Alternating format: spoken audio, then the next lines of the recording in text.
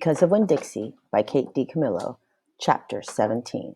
Previously on Because of Winn-Dixie, Miss Franny Blocks begins to tell India Opal and Amanda Wilkinson about her great-grandfather, Litmus, who happened to survive the Civil War but lost everything. This is the second part to that story. Chapter 17. Well, Litmus came home from the war, said Miss Franny as she went on with her story, and found himself alone. And he sat down on what used to be the front step of his house, and he cried and cried. He cried just like a baby. He missed his mama, and he missed his daddy, and he missed his sisters, and he missed the boy he used to be. When he finally finished crying, he had the strangest sensation. He felt like he wanted something sweet, and he wanted a piece of candy. He hadn't had a piece of candy in years, and it was right then that he made a decision. Yes, ma'am. Litmus W. Block figured the world was a sorry affair, and that it had enough ugly things in it. And what was he going to do? And what he was going to do was concentrate on putting something sweet in it. He got up and started walking. He walked all the way to Florida, and the whole time he was walking, he was planning. Planning what? I asked. Why, planning the candy factory. Did he build it? I asked. Of course he did. It's still standing out on Fairville Road.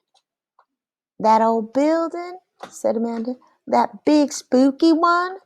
It is not spooky, said Miss Franny. It was the birthplace of the family fortune. It was there that my great-grandfather manufactured the Litmus lozenge, a candy that was famous the world over. I've never heard of it, said Amanda. Me neither, I said. Well, said Miss Franny, they aren't made anymore. The world, it seems, lost its appetite for Litmus lozenges, but I still happen to have a few. She opened the top drawer of her desk. It was full of candy. She opened the drawer below that. It was full of candy, too. Miss Franny Block's whole desk was full of candy. Would you care for a Litmus lozenge? She asked Amanda and me. Yes, please, said Amanda. Sure, I said. Can Winn-Dixie have one, too? I have never known a dog that cared for hard candy, said Miss Franny, but he is welcome to try one. Miss Franny gave Amanda one Litmus lozenge and me two. I unwrapped one and held it out to Winn-Dixie. He sat up and sniffed it and wagged his tail and took the candy from between my fingers real gentle. He tried to chew on it, and when that didn't work, he just swallowed the whole thing in one big gulp. Then he wagged his tail at me and laid back down. I ate my Litmus lozenge slow. It tasted good. It tasted like root beer and strawberry and something else I didn't have a name for. Something that made me feel kind of sad. I looked over at Amanda. She was sucking on her candy and thinking hard. Do you like it? Miss Franny asked me. Yes, ma'am, I told her. What about you, Amanda? Do you like the Litmus lozenge? Yes, ma'am, she said. But it makes me think of things I feel sad about. I wondered what in the world Amanda Wilkinson had to feel sad about. She wasn't new to town. She had a mama and a daddy, and I had seen her with them in church. There's a secret ingredient in there, Miss Franny said. I know it, I told her. I could taste it. What is it?